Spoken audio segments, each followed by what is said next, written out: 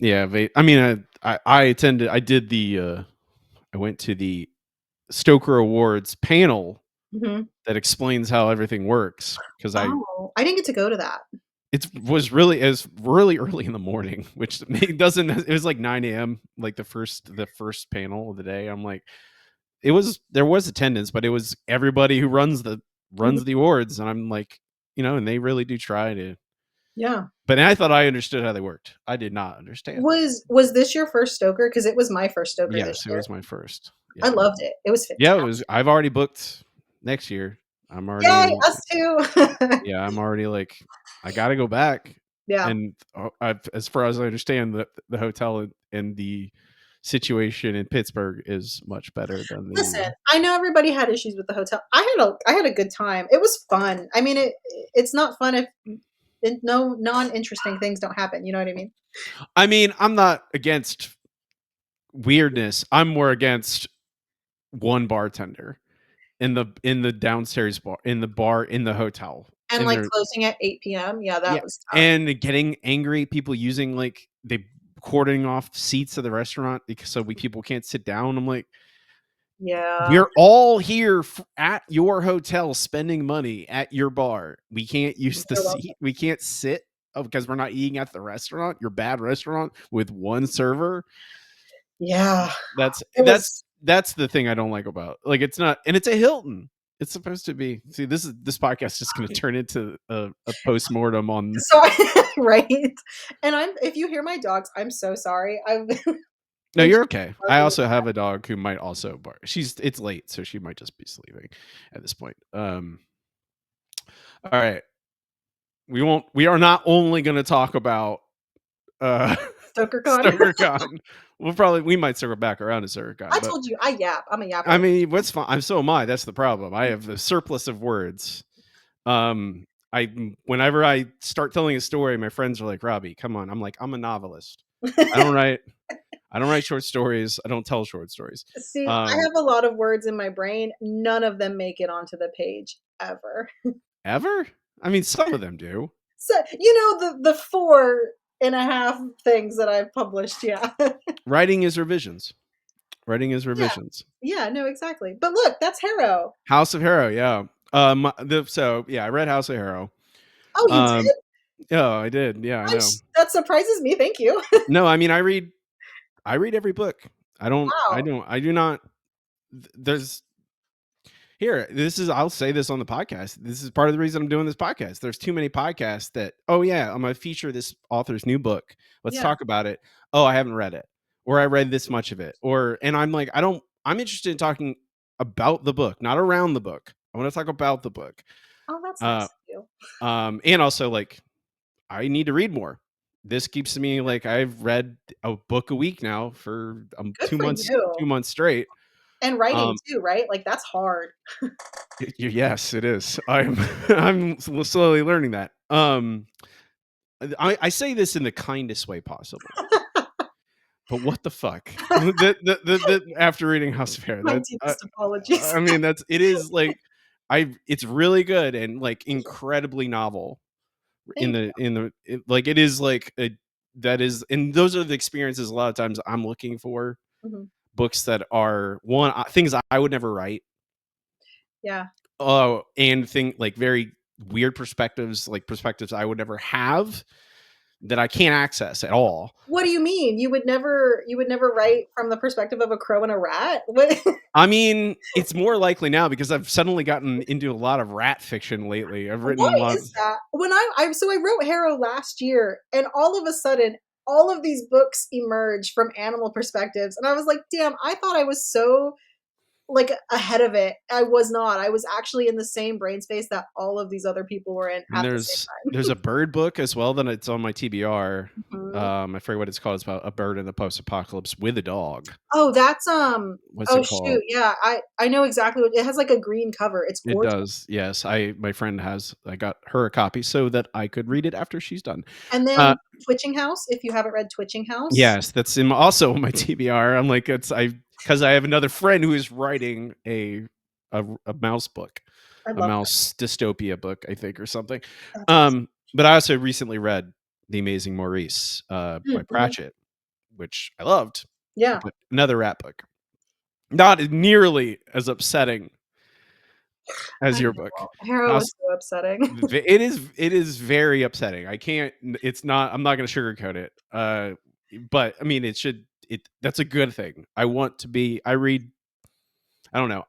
Quite happy to be upset. I don't know. It's the when I recommend books to people, sometimes realize not all people want to be upset. Yeah, because my day job is I'm a bookseller, right, for a large retailer, and so everybody that will come in that ask for my recommendations, I'm like, Are you sure? Because I don't think you actually want the books that I read." Right. I was at a book club the other night and they were picking the book for a future event, which actually they picked one of my books, which I think they rigged it for that. Oh my god. But they someone threw in books for Christopher Triana books, and I'm like, this crowd is not a Christopher Triana crowd. They're like, if they picked that, no one would get through it. Which one? I mean, I know, like, Full Brutal or, like, Gone to See the Riverman, like, all of It those was going to. I think it was going to see the Riverman. I those believe. are tough. Yes, they are. I mean, it's what's on the tin, but I think that I would never have never have suggested those books. Um, I'm gonna try and avoid spoilers. I want people should go read your book. There is this one question I have that is Yeah, absolutely a spoiler question, but I will give warning before sure. we enter that area, so people can skip ahead if they really don't want to.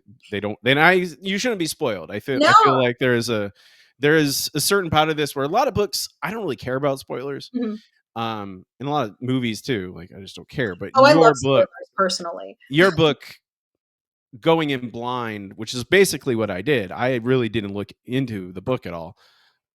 Was the right thing because it was like, oh wow, every new step is new and exciting and like I didn't even know about mayhem and flee. I was just like, oh, and then I look at the table of contents. I'm like looking at the chapters. I'm like, oh, okay, we're This is what sticking we're doing. we're sticking with this the entire time.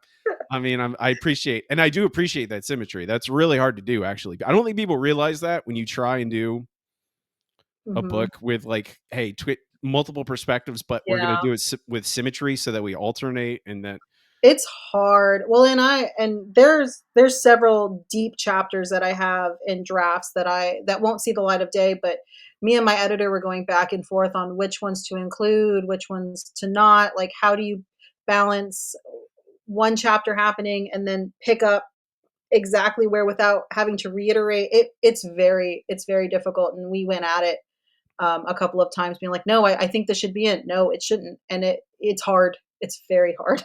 I mean, it's also like the chronology of stuff. Like, oh, Mhm. when it's like you can have wiggle room. People can Sure. figure it out, but it's still like it's very admirable. So okay, like I said, trying to avoid spoilers. I'm I'm gonna scared be what you're gonna ask because I can I I'm answer it? yeah. I mean, yeah, you can answer, and if it's really spoiler heavy, I'll give a warning. All right. I'll pop in from the Sure. future. I'll pop in from the future and tell people, hey, this is a spoiler heavy answer. Um, but most of this stuff is, I don't think, a spoiler if you've read even a few chapters of it. I feel like Okay. it's pretty evident. Sure. Um, Harrow.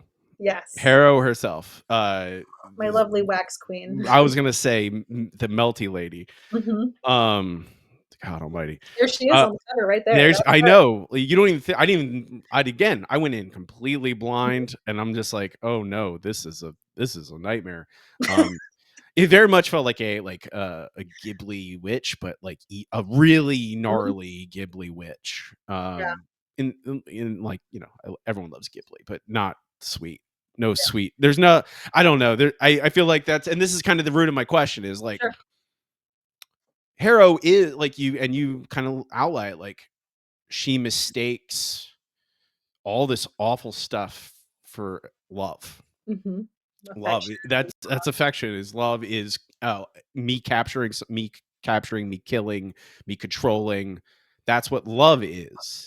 I mean, sort of, right? Okay. Like, I think love is all consuming in a lot of ways, and I don't think she thinks actually torturing and killing kids is love, right? Like, that's outlandish, but I think she wants to be loved and appreciated and seen so badly that I don't know, she interprets it differently.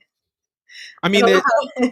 there just isn't, and there's no artifice. I mean, that's the thing. When you say it would be absurd, I don't know. And there is, I don't know. There's no artifice to her. Like, Mhm, or if it is, it's very buried, mhm. especially compared to Mayhem and Flea, who are not necessarily. I have another question about Yeah, about nature, but that we'll get to that. Um, but it feels like to me, like, yeah, she's this grotesque wax lady yeah, who's melting, who has no eyeballs, love um, love uh, her. with the spider webs. Uh, it wasn't her looks that were most grotesque to me. It's this behavior. It's this like, oh yes, this is the I asked a similar question to my last Mhm. guest, Todd Kiesling, about Oh, love his Todd. about well, I have a question from him for you Oh, in a later segment. But I asked him about his the antagonist in his most recent book, and it's this aspect of belief no. Mhm. that they're not. There's no artifice in them. Yep. They are exactly what they portray. They wholeheartedly believe in themselves, and that to me is the scariest thing about Mhm. Harrow. It's not that she like obviously, yeah, she's this incredibly powerful demigod, whatever she is. But it is the fact that she believes so wholeheartedly that in that, oh, I'm doing this is the right thing to do, the natural thing to do. Well, and if you strip the monster out of it, right? If you go back to real life, like there are people like I mean, that is what's scary about humanity. That's what's scary about people. These folks that fully believe that what they're doing is right or whole. And in a lot of people's, I don't know, perceptions, it really can be scary. The things that they do out of just because of their belief, what they believe in, and how they interpret their own life and things that happen to them. I don't know. It is very scary. I had to put the monster to the face, but I think ultimately that was what I was trying to show was people are scary when they believe they're doing the right thing. Yeah, there's no like, I don't know, the Mayhem and Flea both have are this, doubt.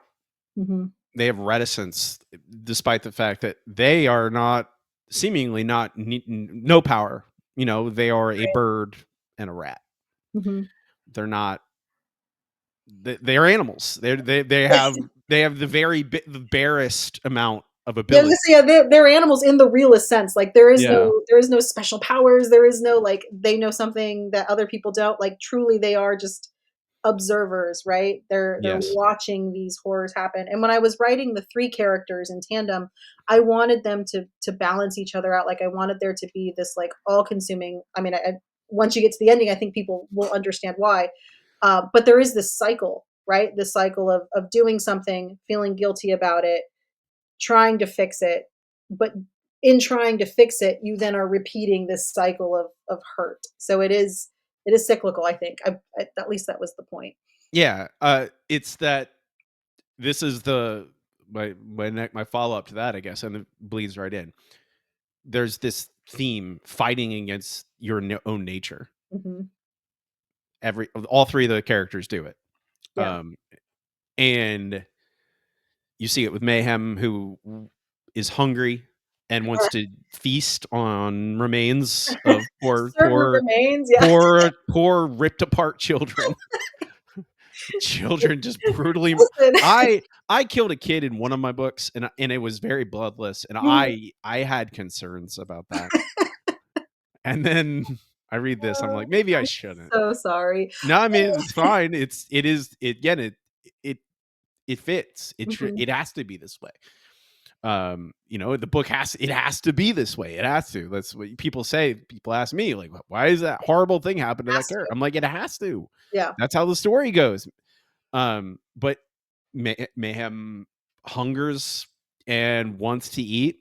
Mhm. Uh, and like, and I think Mayhem's guilt is a little bit more understandable to me. Sure. Yeah. Where it's like, well, yeah, there is no food. You gotta eat. We gotta eat, and he's a bird. Like, it's not like there's, and I think that, I don't know, that was such an interesting aspect of the story, is the fact that these animals, making them animals, Yeah. it removes them from our, I think, a normal metric of human guilt. I didn't I was not judging You Mayhem just or trope for being hungry because yeah. that's a very normal thing, and I think, like, in Flea's case too, because I think there are moments where you're like, wow, you can see that him wrestle between wanting to be there and protect these kids, but also, like, a rat, right? And a rat really is out for themselves in the end. Um, Well, I yeah, mean, I just but Flea is like, oh, and I mean, you make the direct connection later in the book, but it's there. What are you gonna do? yeah, Like, it's and then when, like, because Mayhem's choice is more, passive about, like, am mhm, I gonna eat or not eat these human remains, versus Flea's is like mostly like running. Am yeah. I gonna flee? Literally. And yeah. And that is an utterly powerless, like, it's not like, at least for most of the book, there is the idea of like, oh, Flea can't do anything to Harrow. Like, like, He's we a see rat. He yeah, literally can't. exactly. He's a rat. And like, against this utter, like this, and like, maybe if there were 100 rats, you would be like, oh, well, that's a different thing. But now it's one single rat Mhm. versus this, demigod, witch, magical creature, And whatever. a house that moves, like, what are you gonna do? And I think, like, if you're talking about nature, right? Nurture versus nature. Yeah, Even Harrow too, to some degree, she can't stop what she is because that's just what she is. So you're watching again, going back into the cycle. You're watching these three characters uh, battle, but also they can't. It is just who they are. There is no point other than they are who they are, right. and I they're mean, just and that's the interest, like, coming back to, she embraces her nature. Mhm. She multiple times, I had highlighted a couple, oh man, where was it? I had highlighted some quotes. Um, I cannot be blamed for being, is a quote from Harrow. Like, I cannot be blamed for she, and oftentimes a lot of her dialogue is spoken to Mayhem Mhm. as her familiar, as her pet, Her even though friend, even. as their friend, even though that relationship is very tenuous. About, are they friends? Maybe they are. How close are they? I mean, that's the a question throughout the book. Um, that struggle, like the struggle of both Mayhem and Flea, kind of, you've already kind of answered this, but resisting that nature, Yeah. it feels like very much like a crux of the book is it's not even necessarily that they are successful. It is more that they attempt resistance. They question their own nature, and that is admirable. Listen, it's not like I was trying to discover some deep, deep insecurities inside me. I don't know if you can see that at all. No, of course not. No, it's funny because when I wrote the book, it took me a long time to write this book, which is weird for me because it doesn't usually. I can fly through something pretty quick, and I think part of the difficulty with this one was that not a whole bunch happens, right? Ultimately, it's a fairly short book. It's only around 40,000 words, and really, when you're doing beat for beat, there is not a whole lot that happens physically, but there is a lot of character growth and a lot of development that went into them as individuals. That took me so long because I was trying to live in their brain space, which was a very scary place to try to live in for 6 months. Uh, to try to get into the whys. Why do they do this? Why are they like this? And that was hard. How do you I do that? mean, I can't. I mean, it's I don't know. They're the hardship of embodying monstrous characters. Yeah. Well, It's yeah. it's I mean, it's a I multiple people have already on the podcast have already been like, yeah, this is that's it's I had to take a break. I have to stop writing. I write a different thing and I write a fun thing, Mhm. to detox. I myself do that all the time. It's like I call it detox, or I'm like, oh You well, have to. yeah, I wrote a really awful thing. Most of us aren't sociopaths. Like Right. we're not delighting. Oh yeah, it's so Well, grisly. and, like, the people that have read it, like, they'll message me saying, "Wow, you really must hate children." I'm like, "No, no, I I promise I'm not crazy." Like, I wanted to explore something, but I promise everything is all right up here. Yeah, exactly. It had to be that way. Yeah. Well, and people will meet me in person and I'm, "Hi, hi," like, very happy, hello, Yeah. joyous, and then they read my books and they're like, "Well, shit." I mean, it's not. I don't know. I feel that people have this idea of like, I mean, it's some of it's marketing. Like, you have to, oh, from the dark, twisted mind of Stephen King, of That would Clive never Barker comes the newest tale of hellish retribution. Like, that would whatever. never be me. I could never, even if I tried, I could never.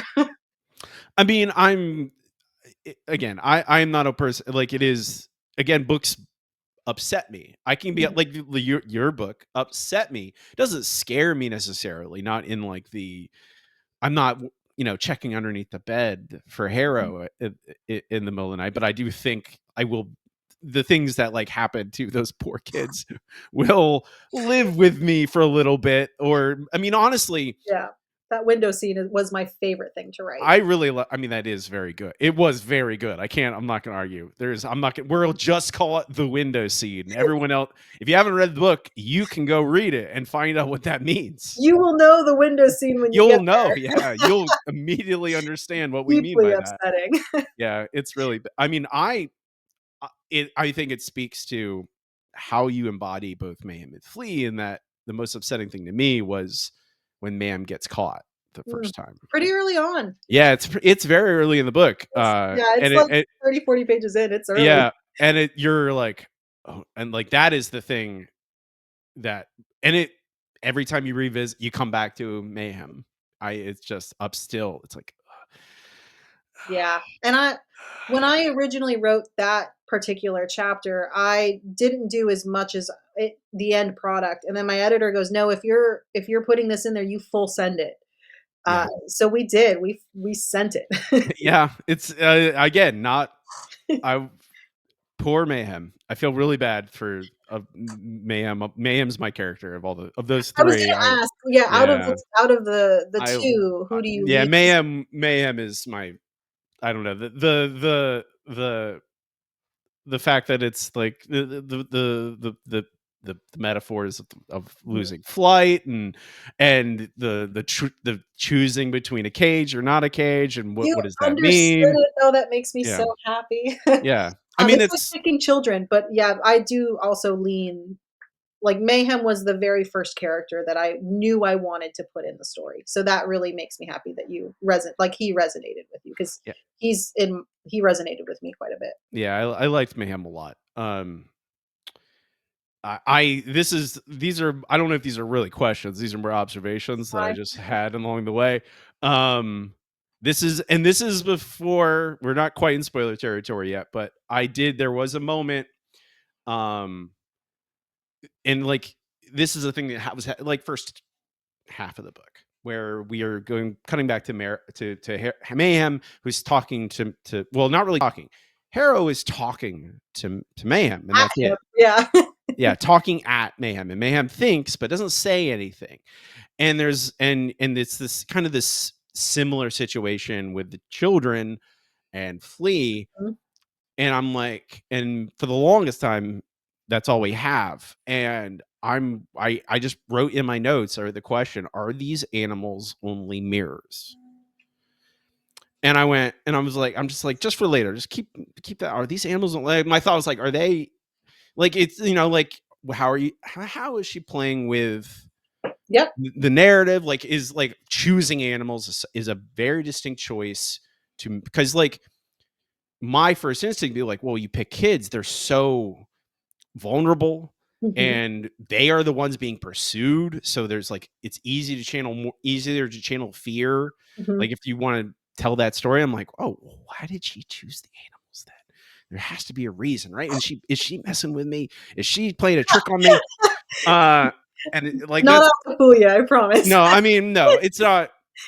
It is there is misdirection, Yeah. but it's different than what I did have that question. It's like, are these animals mirrors? Is this just a reflection of, oh, it's actually the story is about the kids and it's about Harrow and the animals are just there to kind of mirror them and we are getting their reflection. It's not quite true. I was kind of right, but for the wrong reason. Yeah, I was like, to a certain degree, Yeah. right? Yeah, I don't know how to answer because it really is like a non-question other than like, No, it's not a question, but yes I just wanted and to say it. no. I just wanted to tell you that really. Yeah, yes and no. Like that Yes. was the intent. I in all of my books, I am not a literal writer. Um, in any sense of the word. I can't be. Like I write in metaphors. That's just I think how my brain works. That's how tell stories in real life. That's how I work around my job. That's how I write. So yeah, I write very metaphorically. So yes, and those mirrors were not at all myself ever at any point. I mean, I think I want to say in your afterword or something, you mentioned, the struggle of processing stuff Yeah, as you're writing. And, yes, especially when you're writing things like that, where it's just like heavily rooted in metaphor yeah. Well, and versus like character, so even though they I don't kind of become know. one at a certain point. Right. I don't know how much you know about my publishing history, but I originally started writing and publishing thinking I was a dark fantasy writer. I love playing with like supernatural. I love again all of like the metaphors and things like that. So I started as a dark fantasy writer, and then when I realized that I wasn't high fantasy enough for the fantasy readers. And they didn't have the adventure or the happy ending.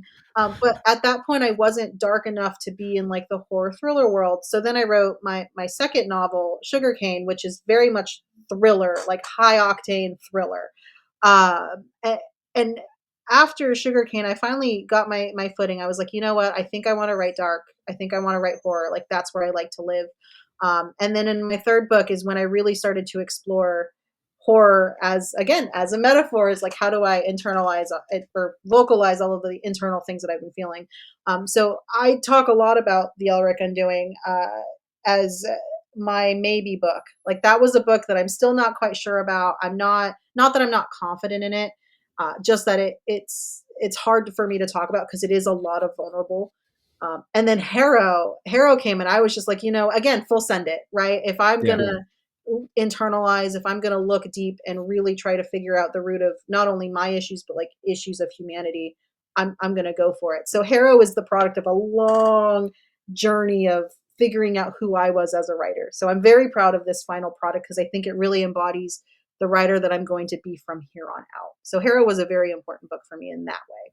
I mean, it's that realization of like, if Mhm. I'm going to do it, I'm I going to do can't, it. Mhm. yeah, whole ass it. You can't half-ass it. Yeah. This is okay. I have this. We're finally come to the spoiler question. We kind of hinted at this stuff already, but we can. I will.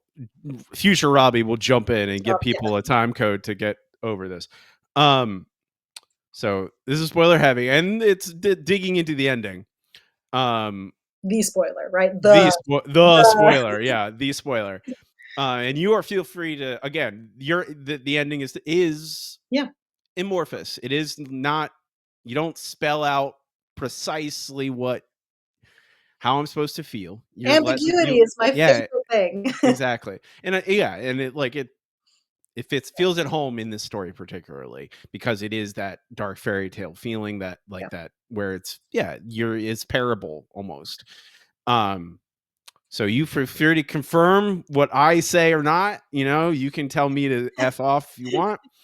Um so man flee Harrow, Mhm.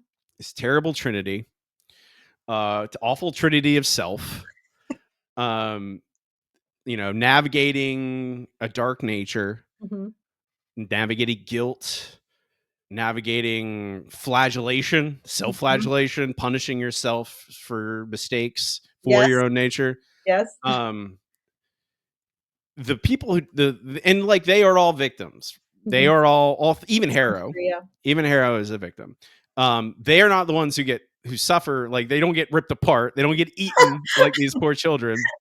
These innocent children Yeah, are suffer the that. innocents. Yeah. That's what they are. They're innocents. Mhm. Um, who get tortured and killed very brutally. Um, so, is there an implication that when you don't stop a dark cycle of abuse and that includes self abuse? Mhm. Um, is that going to say, oh well, that's what happens to innocent bystanders? That's what happens to people in the orbit Collateral, of right? this, right? Yeah, They will suffer. They will yeah. die. But also, can you get out of this cycle? Like Is it escapable? right, and I think ultimately that was what I was trying to play with. Is this cycle, can you escape? Can you get out of it? Is it even possible? And I don't think there is no answer. It does end very bleak, on Yes. purpose. Yes, it Uh, does. It I'm is very I'm like, "Oh, all right. that's it. I'm gonna Cool. go I'm gonna go pet my dog." We're gonna it's Uh, that kinda no, I wanted that. That was very intentional because I definitely wanted people to I didn't want them to feel sad, but I wanted them to feel like, well, shit. Like, I I guess mean, maybe I didn't. you're yeah, you can say, "I wanted to punch people in the stomach." Yeah. It's what I try to do sometimes. I think we all do it. All of us, we are like, "Oh, this ending, I want it to hurt. Well, I want you to feel it." and I don't want the book to be like, I don't want it to seem like I was intentionally saying there is no escape, right? That's not the intention. I just wanted to write a book where that was the ending of, because it had to be that way, right? We keep Right, talking about it had to be. but the intention wasn't for me to be like, "Everything sucks, so sorry." Yeah. But I wanted it to be, I mean, that is a real It's honest, I the it think. is on it, and there are real consequences, for doing the things that you do, being who you are. Again, like, I really wanted to touch on humanity, and, like, what happens in the worst case scenario. Not saying that that's always gonna be the case, but this is the worst case scenario. And you're right, there are a lot of people that get hurt in the process. I Uh, mean, there has to be victims. mhm, People have to suffer. But I mean, I think that's ultimately like, the it's truthful where yeah, it is, especially when you and like the perspective characters are in the cycle. yeah, The yeah. perspective characters are in that. I They are not us. We can make our own judgment. A reader can make their own judgment. Oh, they could escape it if they did this or that or this, right? They can make mhm, those choices. But certainly me, I would say probably most people listening to this, when you're in that cycle, it's hard, you it can't get out. doesn't feel like there's a way out. Well, you It feel like feels like Flea. you're just repeating.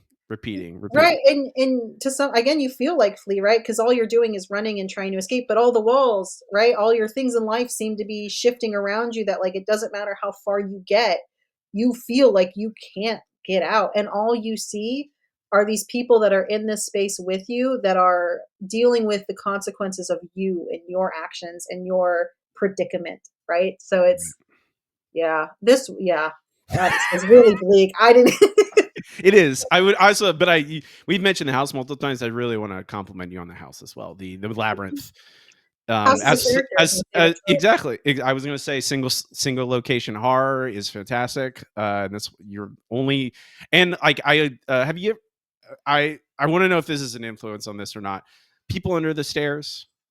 Have you? No, you know what? This is not the first time I've heard this, and it wasn't. So now Okay. I All need right. to go That's and yeah, interesting. I mean I love mhm, people in shares is great. It's not exactly the same, but there is like this idea of like, oh, stumbling upon a inescapable house. Like it's mhm, like it is just it. And I do also like your book. It feels timeless. It feels like this house could be set now. It could have been 100 years ago. It could have been 500 years ago. It could be in an alternate reality, like yeah. a fairy tale world. It could be any of those things. It feels Also like it leaves intentional. Yeah. Yeah, it really, and like it does a really good job of like of the Sorry, did you hear her? She's just like your dog's chiming in. having a Yep, good time. the dog's agreeing. Dog goes, yes, yep, yep. Let me grab her real quick. Okay. I just want to like you do feel like the perspective characters. You feel trapped. You feel like it's inescapable. The lab, as a person who's written a labyrinth book, I think most horror writers like eventually write a book that has a Yeah, labyrinth they in it. do. It's naturally you. It is not as easy as people think. Oh yeah, you just make it seem like it doesn't make sense. No, it has to not make sense in a Intentionally. logical way. Yeah, it has to make sense why it doesn't make sense. Right. Yeah. And like it sounds, oh, it's just, oh yeah, it's a maze. So you doesn't have to no, well, no, you have to really spell out how and why it's a labyrinth. Why is it hard to escape? Oh, I thought, the bending of reality, the bending of time and space in it is really Mhm. interesting, and I really liked it. Um like I could probably talk about the book for another hour or so, but there's two other No, segments we need to get to. genuinely, like, thank you. It really makes me happy that you read it and understood it the way that I understood it and the way that I wanted it to be read, and I feel like people will read it as it is, right? People will read it, and at its core, it's a story about a wax woman that eats children. Like, right? Like, I think people will read that and they'll get that, but it makes me happy when people can read it and understand where I was trying why I wrote it the way that I did. So I I love mean, I think that the spoiler section of this podcast has ended, so I will say that it starts as it can be both literal and figurative, yeah, but at a certain point it transcends, it becomes that the surreal, that it enters surrealism, yeah, and on that I'm all on board for that. But I mean, it feels like that's part of the charm of the book, is that it lures you in just like Harrow lures in these children, even though you don't see outside the walls of the house really. You get Mayhem's his retelling of, oh, this is what's outside. You're like, well, why don't you go there then? Can you? You say you can, but you oh, don't. can you? Yeah, can you Again, it's actually? returning to a toxic, abusive relationship that you feel like you can say, "Yeah, I can get out of this, right? I can do this, that, or the other," but you Yeah, can't. It's no, just yeah, no. unfortunate. I mean, poor Mayhem. That's what I ultimately say. Poor Mayhem. We move on. Are you ready? You ready? Sure. We can Yeah, move let's on do it. to it's time for the second act. And I'm gonna start with Todd Kiesling's question for you. Oh boy, Todd. Um, because he asked me, he's like, does it have to be a book question? Does it have to be a writing question? I'm like, no, not really. It could be really anything. And so he says, let me pull up, let me find the notes. Uh, his exact question was, what's your life? What do you mean, Todd? What? He explained it. That was a question that Henry Rollins tells in one of his spoken word Mhm. performances. He talks about he's in a taxi in Cambodia, and the taxi driver doesn't ask him, how's it going? What are you seeing? Blah, blah, blah. He goes, what's your life? What is your life? What is your life? What is it? And that's a kind of this amorphous, broad question, which is Yeah. why I think Todd picked it. And I think he was also like trying to figure out. I do put Of people course on the it spot, so it's like, so what's your life? What's that is so broad, and it's the wrong question for me because I need the structure. That's what I live on. Oh, well, what is my life? I mean, my life is this. It's telling stories that I want it to impact people. I mean, my since I was young, I've been so fascinated by people and how people communicate. I was a communications major too because I love the way people talk to one another. So my life is being somebody that loves people and loves understanding the core of who people are. I that's my purpose, I think. And yeah, that's so hard to answer. Thanks, Todd. I'm gonna come back. Also, you're gonna ask a question for my next guest too, but Cool. you don't have to have that right now to think about it. Yeah. I'm gonna ask you more questions. Um, Wow, that's yeah, that's hard, and that's hard to answer on the spot too because it feels very vulnerable. You don't have to, you only have to expose your heart as much as you'd like. Uh, what's the best piece of advice you followed? Um, no, that's also a really good question, and the best piece of advice that I ever got from somebody was, and this is gonna be so cheesy and corny, and it's not new or breaking by any means, but it's, uh, as far as writing, write what you want to write. Like, be true to who you are. Don't write because somebody else might like it. Don't write for a reader. Don't write for a market.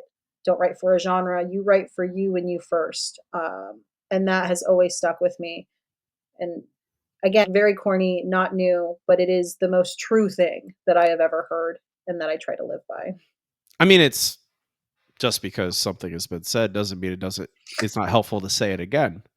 I had give that same advice in my novel writing 101 seminar. I tell people like, "Oh, what do you want to happen in your story? Mhm. What do you like in your story? What do you want? What do you want to happen? Do you want, what do you want to write? Do you want to write a romance where people fall in love? Then Do write it. that. Yeah, Do write it. that. Write the story that you wanna tell, and I Right. live the life that you wanna live, right? Like, don't ever do something for someone else. Like, you have to do what feels right for you. Right. What's a word you hate? Crevice. I hate that word so Crevice? That's I hate it oh, so much. crevice. That is the worst word. I do like a crevice. I'm not against crevice necessarily. I don't think you should use it a lot. You shouldn't use it at all. I mean, I At don't mind, all? like, words like moist or like, those words don't bother me. I don't know why crevice really does. I hate it. Okay. I hate Even if it. I'm like, what if I'm just describing a gorge No, no. and they're going down into a gorge and then suddenly someone falls? Oh no, what do they fall into? The gorge. I there A no, don't say it. crevice, Don't a rock. Okay, sorry. I I have to. listen, you didn't say it had to make sense. I mean, no, it certainly it will. No answer makes sense. It's all irrational. Everyone's answer is I mean, not everyone's answer, but most people's answers is like not that it's not a rational feeling of why do I hate this one specific word. Of course. Um. Uh. What's your favorite thing to write? Be it a scene, a genre, anything. Character. Character. Character. It's where I start. Yeah, every book is born, because of a character, and actually, I talk about this a lot, so this is, people that listen or know me, they know I talk about this all the time. I write very differently from a lot of people. I don't have an idea and start writing, right? I have to have a cover before I write anything. Um, so I am very inspired by art, music, media, every little media that is in this space. And my characters come from a cover. So that's why they're my favorite thing to write. I don't know. I get so inspired by other people's art. I mean, it's sometimes the case for me. I vary wildly. Like it depends. Certain books. Are you familiar with a painting called "Truth Coming Out of Her Well to Shame Mankind"? No, but I'm looking it up right now. Okay, that is a direct inspiration for one of my novels. That painting. Let me see. Um, Oh, that's gorgeous. yeah, but that's truth.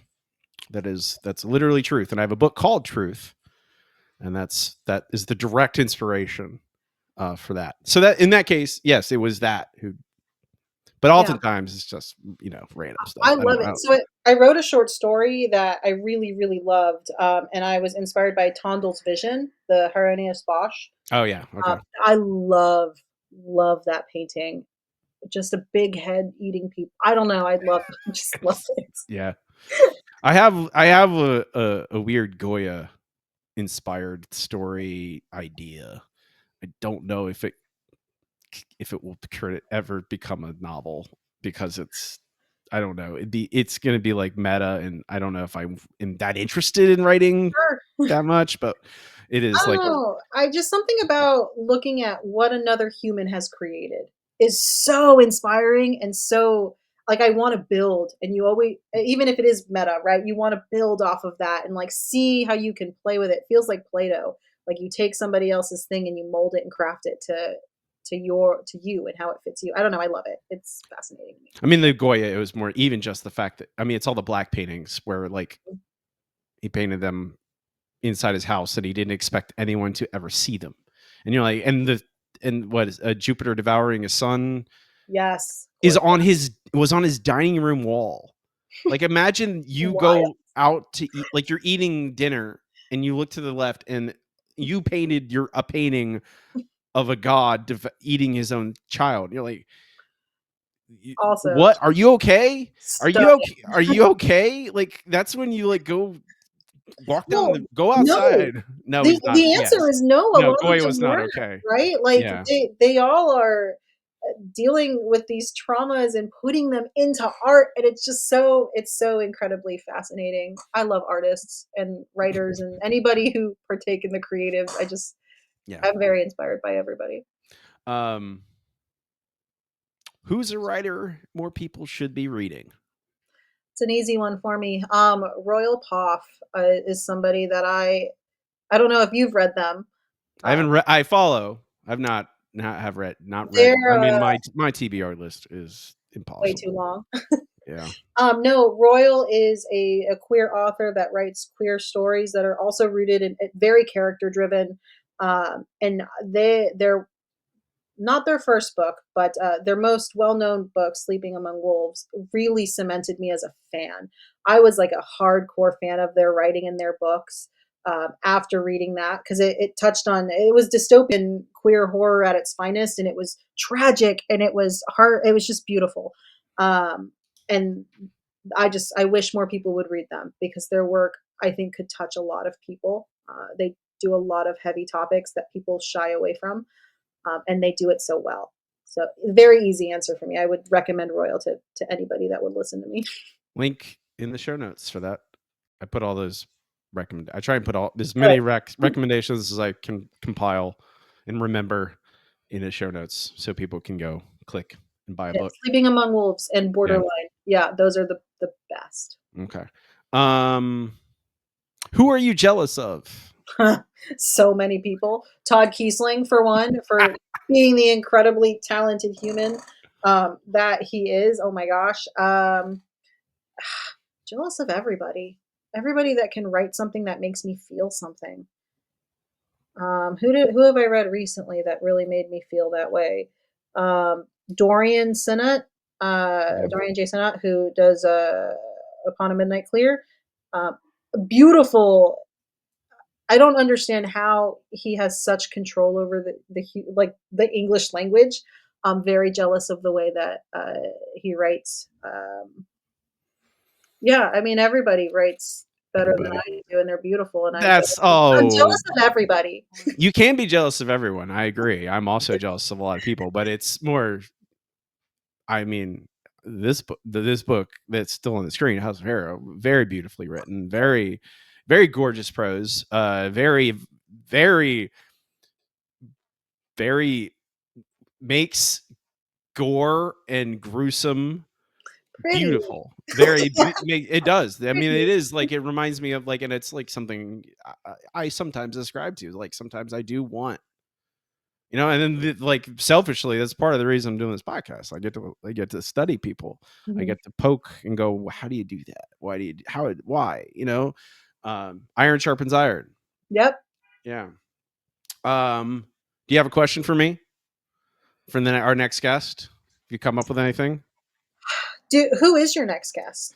Viggy Parhampton is Oh, our I next love one. Viggy. Yeah, Um, we're gonna talk about the rotting room.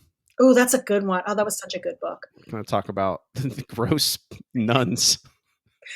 Religious horror is having its moment right now, and I know it's so many. There's so much. I mean, gosh, I released one, but there's like a right? dozen others. I don't know. Yeah, I love her and her work. What I'm trying to think of how to word it because I know what I want to say. How if somebody were to read her back catalog, right? What is the most her thing that she puts in her books? Does that make sense? Like, Sure. even if it's something that only she knows, what is her? Okay. I mean, I'll phrase it exactly the way you asked it so that it will become as clear as possible. I don't know how. Yeah, I don't know how to say that. I mean, I feel like that's clear enough. I mean, just like any of these questions, they're always open for interpretation. It's always like, what do they want me to? How do they want me to answer? And how am I going to actually answer? Yeah, yeah, yeah. It's just like any question. How much time we at? I should move along. Keep you here for 3 hours. What's a book that rips out your heart? Um. Oh, I feel like I just read one recently. What did I read recently that really I talked about it forever because the minute you read a book and then it disappears from your brain. Uh, does that ever happen to you? Because I feel like that happens to me I, every I time. I mean, like it's constant. It's a constant. Like again, I'm trying to reference books to people on this podcast, and I'm like, oh yeah, it's that one book from that one guy. Oh my gosh. Kill Your Darling, Clay McLeod Chapman. You're the Oh, you're the second person to have that answer. oh, I just read it. I read it after StokerCon because I was at his reading, his dramatic reading of it. And if nobody's ever been to a Clay reading, you are severely missing out It was because standing room only at StokerCon. it was in just watching. I don't know. It is an experience to watch Clay do any piece of his work. But Kill Your Darling totally, totally ripped my heart out. I also read Code Gras, the Sophia Ajram. That was Another excellent book. oof, oof. Very again like a edge. It's like like just like the setting. It's like an edge of concrete. And That's what the. I'm currently reading This Thing Between Us, which I've heard will also rip out my. Oh my god, I don't. I'm That book. scared That to book. read I it. had to stop. Oh no. I had to pause for that. Oh, don't tell me that because I'm listening to the audiobook Don't right now. stop. Don't stop. Like finish it. I'm telling. Don't quit on the book. I didn't quit on the book, but it does like there's a moment in Oh, that book where you're like, can I keep doing? Am I going to continue with this? Like, is that it? makes me nervous because again, I'm reading it because people keep saying it will kill It's you. it's very rough. Yeah, Oh, yeah. it's very brutal. I mean, it's great writing. It's incredible Mhm. writing. But that is another one that I read that. It's been a couple of years now, so it's softened a little bit. Sure. Time is softened, Well, but there is a very. I have a just. You say that title. A very specific memory. oh no. A a That's a very specific paragraph enters into my brain immediately. I love that though. And I think that's why I love grief horror too. I think grief horror is so powerful. But any book that makes you feel something, There's a there's a comic book called Rover Red Charlie. It's about dogs in a post-apocalypse. I And know exactly what you're talking about okay, actually. okay. And what they just now whenever dogs bark crazy, like because in for listeners in that comic book, it's all dogs, the entire Mhm. cat, or there's some cats too, but the dogs and you see them speak in English, right? It's Yeah. translating dog speak into English, but whenever a dog barks, what they're saying is "I'm a dog." Over and over and over again. They just go when they're going bark, bark, bark. They're going, I'm a dog, I'm a dog, I'm a dog, I'm a dog, I'm a dog.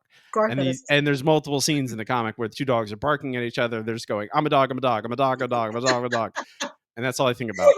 Whenever my dog my barks, goodness, whenever dogs bark, that's all I'm thinking about is I'm a dog. Like I'll be walking my dog. A dog will be in a car driving by and bark at us, and you're just I'm a dog. and it's like I'm a dog, I'm a dog, I'm a dog, and then my dog will bark back because it's just, and she's just going, I'm a dog, I'm a dog, I'm a dog. And I'm just it makes it less upsetting when I'm just like I a lot love of well, noise. I'm gonna be thinking about this for the rest of the week. I'm gonna be like, I'm a dog. well, that and also just my dogs barked on this podcast and It's fine. I'll just cut it. It's okay. That's it for the second act. cool. It's time for blood. My favorite. I've gotten very responsive so far when I say that. This is for trouble, Mm, be it nuts and bolts mechanically or philosophically, ethically, ethos, yeah. mental illness, mental health, whatever we've had varying answers, either from a current work in progress or something you've done in the past, something that Yeah, stands out. just go. And yeah, what do you got? Just What's go. okay? Well, if is there trouble with something new? You have any trouble with what you're working on now? Um, so, no, I'm not working on anything right now. I'm taking my Oh, break from Harrow because it was desperately needed. It came out in okay. June, so I needed the break. Detox. Yeah, Um, yes, right, we talked about it. yeah. No, a big one for me was writing the Elric Undoing, and that it goes back into kind of what I was talking about earlier, just finally being able to explore a lot of vulnerabilities in horror that I never thought I would be able to or could explore in writing, and horror was just it happened to be that outlet for me. So and I think I wrote that book wrong, wrongly because I dealt with a Was lot. wrong? I What does did. that mean? I wrote it very wrong, and I don't know why. I think I was just feeling it so heavily, like every single thing that I put in it. I put too much of myself in it, if that makes sense. And I did not handle writing that book very well at all. Part of that I think had to do with I was in a really bad contract with a small press that it was not a fun situation overall. But I think writing my most personal book at that point to date, dealing with a lot of personal mental health issues and my own anxieties and insecurities about my writing and my life, all of that coupled with the small press drama was really tough. Um, and just feeling like I wasn't cut out for this kind of work. That was a really rough time for me. Cut out for it because it's too vulnerable Yeah, to expose yeah. you. I had finally decided that I wanted to write horror, right? And as I was writing this book, I was like, "Oh, I was wrong. Horror is not the outlet because it's making me be too introspective. Oh no. I'm looking too deep at all of these things that I've been trying to hide and not have to confront." This was before I was going to therapy. So Yeah, that we have does. since worked Yeah. through a lot of these issues. But at the time, I really felt like I can't be a writer. If this is what I have to do to get good work out, I can't do it. Were you reading horror when you were thought you were a dark fantasy writer? Were you reading a lot of horror, or is that part No, of the transition? it was part of the transition. So I'm very new to horror. I also talk about this quite a bit because I am not. I was never the person that I didn't grow up loving scary movies. I didn't think I liked horror. I mean, I watched Coraline, I watched Courage the Cowardly Dog, like stuff like that, but I never thought of it as horror. Spooky, spooky. Yeah, it was fun, but I know and while I was in middle school, high school, college, I was adamantly, I don't like horror. I don't like scary things because I thought it needed to be one thing, right? I thought every movie was Saw or Sinister, which Sinister, I will never watch that movie again because it still scares the shit out of me. I refuse, I can't watch it. But, like, I thought it was this one particular thing, so the minute that I really started getting into reading horror and enjoying it and feeling like, "Oh, this is what I actually like to do," when I started writing it, that's when I was like, it's too deep. It's way more than the blood, guts, gore that everybody thinks it is." I mean, that's why, people ask me, why horror? They'll come up to me at a con Mhm. and be like, "Why do you write horror? Why this?" And I'm like, "'Cause it's the best playground. It It is, yeah, is it gives me I can go as far as I want. I can go and I do consider horror very broad genre largely, but it's where it feels home to me. It feels natural, or I can navigate. You can navigate the darkest things. You can use, like, so cool. obviously it's monsters, metaphor, and like all the kind of very surface level things people ascribe to it, but it's more like I can write a fun slasher, Yeah, or I could write a really awful religious horror novel full of that you did do, horrible. Yeah, yes. I did do You that. did do that. I did It do was that. I mean also it. upsetting. I mean that is it is. I mean it is the most upsetting. I mean, again, like you said, you go hard. You go full send. Yeah, I You don't. can't do anything half though, and I think that was part of my issue at the time is when I was trying it out, I was full sending it without knowing how to, adequately process all of the things that I was feeling at the time, but also, like, I didn't have a good outlet to process all of it when I was writing it. So again, therapy helped. We love therapy. Uh, Yes, people should go to therapy. I don't it's not yeah, that I please mean, go to that therapy. I yeah, I was gonna say that's not a But I I don't think think that's a also, like, controversial take. navigating the genre and, like, fully understanding what horror is and what you again, the scope of it, right? What you can do with it, you learn how to navigate those feelings better, and I definitely feel far more contained in Harrow, like, I knew exactly what I wanted to do, I knew how to get the emotion that I wanted to explore out there without it fully, uh I don't it tore me apart writing Elric, and I think I know how to handle that better now, I think. Without it devouring you. Truly, yeah, Yeah. and again, now as a real horror fan now, I love everything about it for that reason, because it allows you to explore so many things. I mean, horror is the only genre that is named after an emotion, right? Like, it's I don't know, I love it now, and I love what it can be and what it has helped for me to do, but getting there was really tough for I mean, I tried. People at the same conventions, people are like, "I don't read horror." I'm like, "Well, why not?"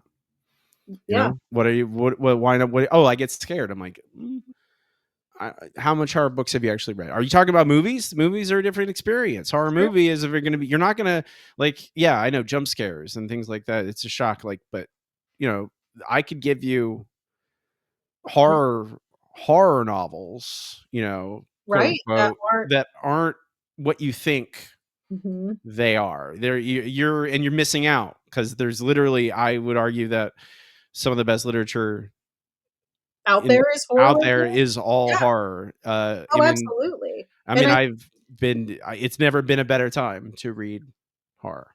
right. No, and I think it's interesting because people assign this arbitrary definition to what horror is. I think because of the media element, so they're too afraid to really see it for what it actually is. And I would put myself in that category too. I mean, before 4 years ago, I was also that person that would walk up to you and be like, "I don't read horror. I don't like it," without even giving it a shot because of what I thought it was. Yeah. I mean, again, some of it, it's just, I think there's a lot of, I think with especially the explosion in romantasy right Mm, now, which is like, it's the hottest genre, yeah. is very much, well, it's about escapism, it's about empowerment. Mhm. And I think the fact that horror a lot of times is removing that. The House of Harrow is a perfect example. There is no escape. There is no way out of this. And it's Yeah, about, and maybe like there is I think there is an aspect of, inversely, because the story isn't about empowering you, the empowering a character, let's sure, say. sure. It's not fantasy, right? You're not following an arc of what you The want hero's something to journey. happen. Yeah, it's not that. It is actually, I would argue, more empowering to me Mhm. as a reader. But unless you have people that are sitting down and lecturing, right, about all-encompassing thing that is horror, surface level people are so scared to try it. So I'm curious how we can get to a point where we can show people what it really is. You can have Viggy, right, for example, who writes a very particular brand of horror. And I'm trying to think of some, and Christopher Triana, right? We were talking about Chris earlier. Both are in the genre. Both write very different kinds of books, but they're both. I look at both of their books and I'm like, that's horror. Yeah, yeah, absolutely. I mean, it's when I encounter a book that says it's horror and I'm not, that's the very outlier. It's very rare do I find a book that says it's horror. I'm like, this is not a horror. And not that it's a bad book, but I'm like, this isn't really a horror book. Well, It's I'm seeing that happen. The marketing is very interesting right now because again, I work in the book space, right? right, right. As a bookseller, we get a lot of advanced readers that come through, and a lot of the romantasy marketing right now is saying like Rebecca Yarros meets like some horror trope, and I'm like, what are you doing? What's I took one home today. It was a teen book that was like, this is of romance, but it's also horror, and I was like, "You would have never used that before this year." So it makes me wonder why, like, what is Horror is having, it certainly has gotten bigger, way bigger than it was. I remember trying to query for an agent. in Mhm. 2015 or 10 years ago. They wouldn't even look twice. And there's like, yeah, like, yeah, I was putting together a list and they're like, oh yeah, get 100 agents. I'm like, there's not 100 agents out there representing horror novels. There's like 40. And like, those are the people, and like, a lot of those people are representing, authors that have been around for Yeah. a long time. And so it's like nowadays you can find 100 agents, Mhm. if you are looking for an agent. And it's like I think horror and like just going to Barnes and Noble or any bookstore and you see the horror section. It used to be, It's king. I remember it'd be one bookshelf and it was 75% Stephen King, It was King and Coots. and then Kuntz, There. and then Anne Rice. Darcy Coates. Yeah, like five, and then like one book from a newer people. Paul Yeah, Tremblay. You get a Paul yeah. Tremblay book. It's Head full of, different now. It's yeah, there's 3 or 4 horror shelves now, and well, there's or your My Store where we have 8 full bays of it, which is very fun and that's exciting. awesome. You I should wish come by. It's a great store. oh yeah, I'll walk over there. Walk to Maryland, please. Yeah, not an easiest trek. I mean, if I'm ever in Maryland, which is not often. No, that's the hidden agenda is to get more people reading horror and a wide variety of horror. Um, I think that's it. We did it. We did it. Yeah, it's over an hour, so I'm like, I I'm should so sorry to keep you pull. for No, so no, no, no, no. I'm fine. I don't want to keep you. That's the other thing. Like, you're not my captive. I'm not Harrow. Uh, I'm long. not opening. I'm not beckoning you to the open door of a gilded cage. Listen, I'm honestly really proud of us because we really didn't do spoiler, sort of. We did a really good job at not spoiling. Yeah, I mean, I try and keep it pointed questions that allude to things Yeah. without making it specific, and it invites you should go buy the book. You should go read it. Go spend money on the book. It's worth it. It's really Thanks. good. Hey, thanks. Yeah. Where can people find you online? Plug Um, everything. Plug anything you want. I am everywhere and nowhere all at once. Instagram, Facebook, TikTok on a good day. Um, please, I want people to reach out to me. I love talking to readers in DMs. It's my favorite thing in the world. I think my partner's home. I think that's why they're gonna go crazy for a second. They're excited. They're very pumped about it. Um, yeah, anywhere that they want to find me, they can find me. I will be around. Okay. Send Where carrier your pigeon, you know. your books are in all retailers, Amazon, They blah blah they blah. are, yeah, Amazon, Barnes and Noble. You can buy direct from me if you want something signed. Super happy to do that for y'all. I have an upcoming anthology that I'm curating that I'm excited to get into the world in the next year, and then another book hopefully next year too. So I will be around for those that would like to find me. It's like arcane, like I'm elusive. yeah, we have to cast a spell to find you. You just need to say my name 3 times and I will appear. Oh, is that the okay. Well, thank you for coming on the show. I really appreciate you. No, seriously, thank you. Like, 1, I adore you and I love talking to you, but this was a lot of fun, so thank you.